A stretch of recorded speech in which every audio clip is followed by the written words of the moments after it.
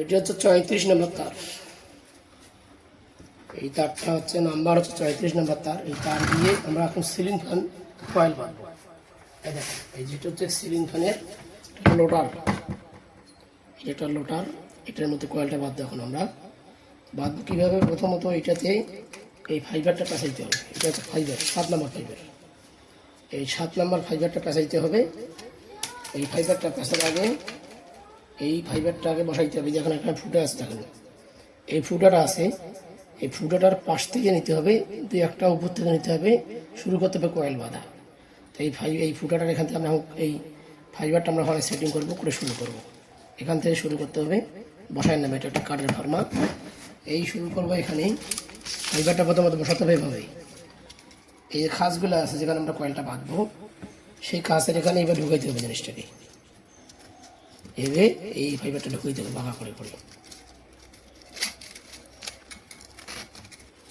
এই যে ঢুকানো হয়েছে একটা, আর একটা ঢুকাবো এখন আমরা। এইভাবে বাঁকা করে নিয়ে এইভাবে ঢুকাইতে হবে। ঢুকাইলাম, এরকম হলো। আবার এভাবে একটা বাঁকা করে নিয়ে এইভাবে,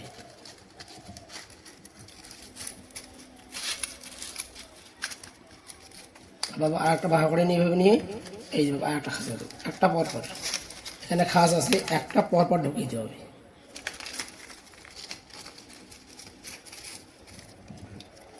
এবার বসানো হয়ে গেছে।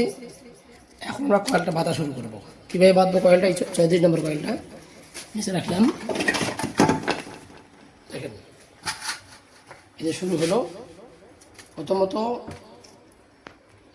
এই কয়েলটা, এটা হবে চুড়ি কয়েল, এটা হবে চুড়ি কয়েল। এটা কয়েল নাম আছে চুড়ি কয়েল।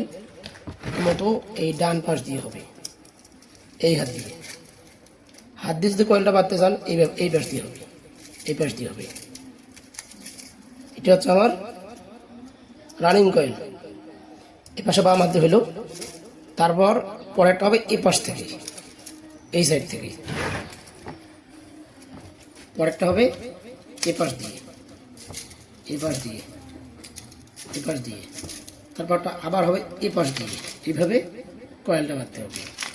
এটা হচ্ছে running coil, starting coil. Starting coil আজকে দেখাইলাম। এরপর দেখো রানিং কয়েল। স্টার্টিং কয়েল দিতে হবে কমপক্ষে 300 পেজ। স্টার্টিং কয়েল 300 পেজ দিতে হবে, একটা করে পেজে। তাহলে আপনার স্টার্টটা ঠিকভাবে হবে।